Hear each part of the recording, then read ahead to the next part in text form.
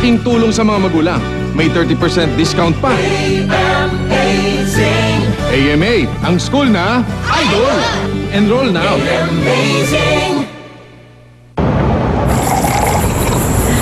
Sarap ng gabi, sarap ng kape. Under the intense sun, your hair loses moisture, making it dull.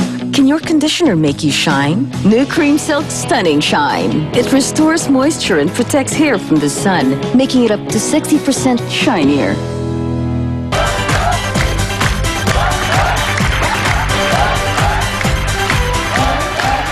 Okay mga kaibigan, welcome back po to Family Feud. Ang score po natin, 84-0 lamang po ang ating Samson family. Pero may tatlong round para humabol din ang ating returning family, the Abrenicas. Kay Christine at Ellen, let's play round 2.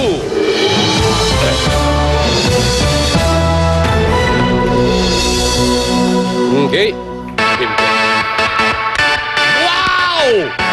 No! Talaga? Wow!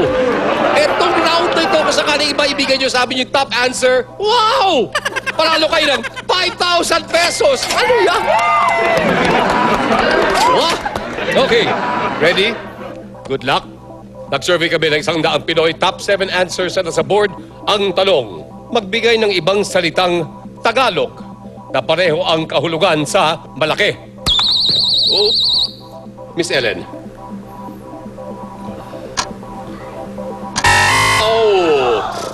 Oh, chat na kayo, Christine. Malapad. Okay. Well, tingnan natin. Malapad. Tingnan. Ang sabi po ni Christine, malapad. Survey says. Good. Okay. Pass or play? Play! Play! Tingnan tayo mamaya, Miss Ellen. Thank you. Let's go back. Pagkita, Christine. Okay, Miss Roby. Tingin mo. Magbigay ng ibang salitang Tagalog na pareho ang kahulugan sa malaki. Mataas. Pwede? Pwede. Okay, sabi Roby, mataas daw. Survey says. Mataas. Okay. Kaya kayo naman po. Malawak. Pwede. Diba? Pwede. Sabi daw ni Miss Leia, malawak. Survey says.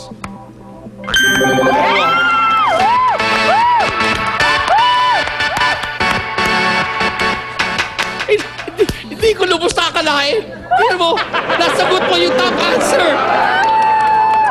May plus 5,000 pesos ka!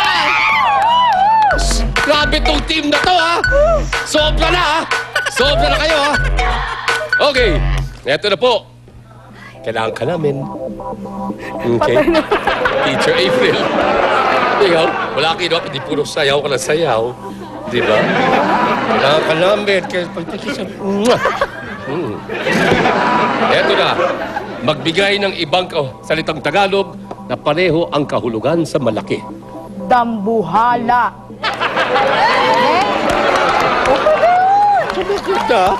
Napaka-creative. Very creative. Ang sabi po ni Teacher April Dambuhala, survey says. Oh. Malaki. Christine? Hirap. Matatag. Matatag. Survey says. Roby? Siyempre, ibig sabihin, maluwag. Yes! Huwag malaki. Pwede! Maluwag daw. Survey says. Leia? Mataba. Mataba. Pwede. Okay. Sabi ni Miss Leia, mataba. Survey says. Oh, wow. Okay. Nandito na naman ako. Okay, na-miss kita.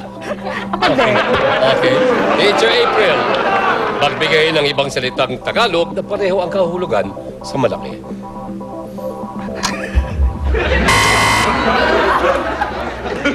Na-offend ka eh. Ha? Nasaktan kasi ako. Bakit ka naman ma-open? Dapat dambuhala. Paano ba Well, ang nangyari po, 3XS, binigyan niyo po ng chance ang Samson family na mag-steal. Okay? So, Eric, ano atin? Siyempre, mataas. Meron na, ha? Mataas. Edon. Matarik. Matari. Wow. Miss Ellen? Siyempre, mahaba. Pwede. Oh. Pwede, mahaba. Pwede. Ang sagot po ni Lisa. Ikaw, Kapitan. Ikaw magdidesisyon. Humigit! Yun ang sayo. Pwede, pwede. Okay. Bilang Kapitan, ang sagot po ni Lisa ay humigit. Survey says... No. Okay. Tignan natin, ha? Fourth most popular answer. Yun sana, mahaba. Number 3. Higante. Oh, ayak ka na naman. Well, as you see it, mga kaibigan, ang round 2 na punta naman po sa ating Abrenica family. Kailan lamang pa rin po ang Samson family. 84-61 po ang score. Sa ating pagbabalik, makakaroon tayo ng double scores. Pero in the meantime, ito po ang mga sinugot po ng aming mga na-survey. Pero meron pang mga iba na hindi pa namin pinakikita sa inyo. Panoorin niyo. Magbigay ng ibang salitang Tagalog na kasing kahulugan ng malaki. Payat. Maliit? Ewan ko.